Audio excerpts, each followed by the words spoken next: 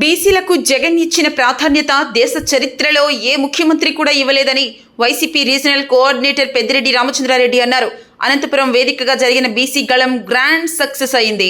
గత 2 ఏళ్లుగా కూటమి ప్రభుత్వం బీసీలకు చేసిన ద్రోహం, వారిపై చేస్తున్న దాడులు, అక్రమ కేసులకు నిరసనగా చేపట్టిన బీసీ గళానికి ఎవరూ ఊహించని స్పందన వచ్చింది. అనంతపురం, శ్రీ సత్యసాయి, కర్నూలు, నంద్యాల, కడప జిల్లాల నుంచి పెద్ద ఎత్తున వైసీపీ నాయకులు, బీసీ నేతలు తరలి రావడంతో అనంత వీధులన్నీ కిక్కిరిసిపోయాయి.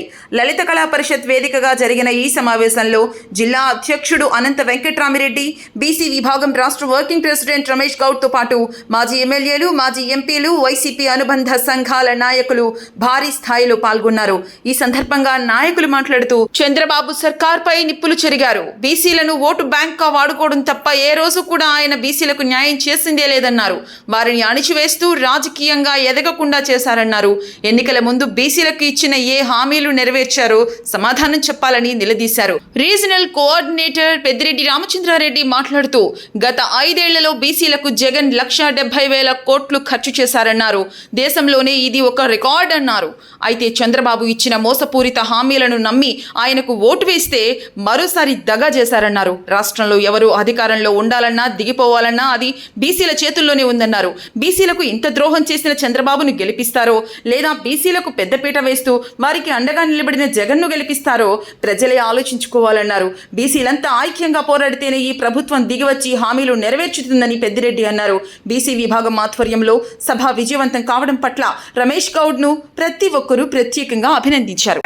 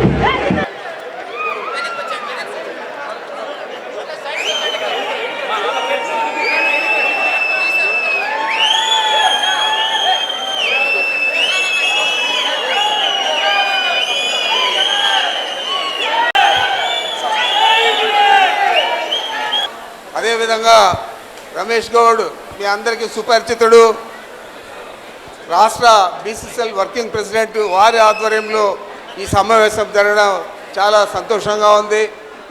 జగన్మోహన్ రెడ్డి గారు 2019 ఎన్నికల ముందు ఏం చెప్పాడు, తర్వాత వారు ఏం చేశారు, 5 సంవత్సరాల్లో బీసీల అభ్యున్నతకు ఏ విధంగా పాటుపడినారు.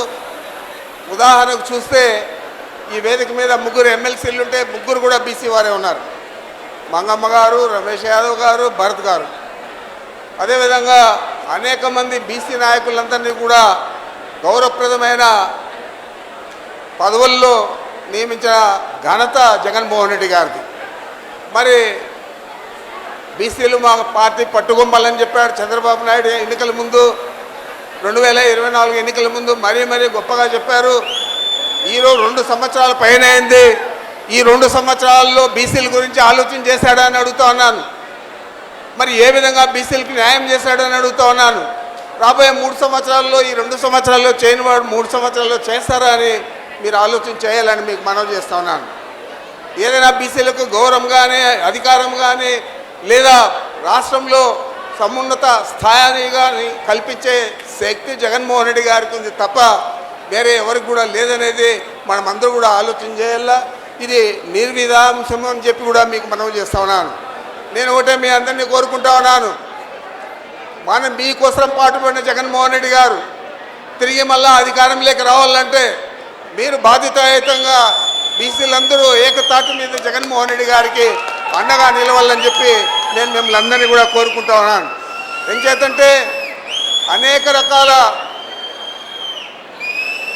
మేలు చేసిన కుటుంబం రాజశేఖర రెడ్డి గారి కుటుంబం. ఈరోజు పెద్ద పెద్ద ఇంజనీర్లు డాక్టర్లు అందరూ కూడా పేద కుటుంబాల నుంచే వచ్చారంటే ఆ రోజు రాజశేఖర రెడ్డి గారు పెట్టిన ఫీజు రియంబర్స్మెంట్ మీద. ఆ తర్వాత వచ్చిన జగన్మోహన్ రెడ్డి గారు అనేక మందికి అధికారం కల్పించేదే కాకుండా గౌరవం కల్పించేదే కాకుండా బీసీల కోసం నేను పాటుపడతానని చెప్పి ఏదైతే మాట చెప్పాడో ఆ మాట ప్రకారం 5 సంవత్సరాలు కృషి చేశారా లేదా అనేది మీరు అందరూ కూడా ఆలోచన చేయాలని మీకు మనవి చేస్తా ఉన్నాను. అనేక రకాల మీకు మేలు అందించిన జగన్మోహన్ రెడ్డి గారిని మనం గుర్తు చేసుకొని రేపు రాబోయే ఎన్నికల్లో అత్యధిక మెజారిటీతో మనం గెలిపించే విధంగా పనిచేయాలని మీకు మనవి చేస్తా ఉన్నాను. ఇందాక చెప్పారు అనంత వెంకటరామరెడ్డి గారు ఎన్ని లక్షలు ఖర్చు చేశాడు, దాదాపు 1,70,000 కోట్ల పైన బీసీల కోసం ఖర్చు చేశారని చెప్పారు. ఈరోజు ఈ రాష్ట్రంలో ఏ పార్టీనైనా గెలిపించే శక్తి, ఏ పార్టీనైనా ఓడించే శక్తి ఒక బీసీలకే ఉందని చెప్పి మీరందరూ కూడా గమనించాలని కూడా మీకు మనవి చేస్తూ ఉన్నాను.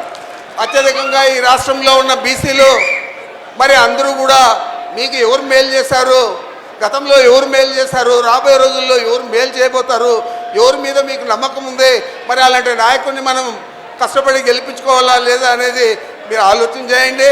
బీసీల అభ్యున్నతి కోసం మీరందరూ కూడా కృషి చేసి బీసీల కోసం మనం అనేక రకాల ఇబ్బందులు పడినా మనం పోరాడి జగన్మోహన్ రెడ్డి గారితో నడుద్దాం. నడిచేదే కాకుండా వారి అడుగుజాడల్లో నడిస్తేనే బీసీలందరికీ కూడా న్యాయం జరుగుతుందని చెప్పి మీ అందరికీ మనవి చేస్తూ నాకే అవకాశం ఇచ్చిన మీ అందరికీ నమస్కరించుకుంటున్నాను.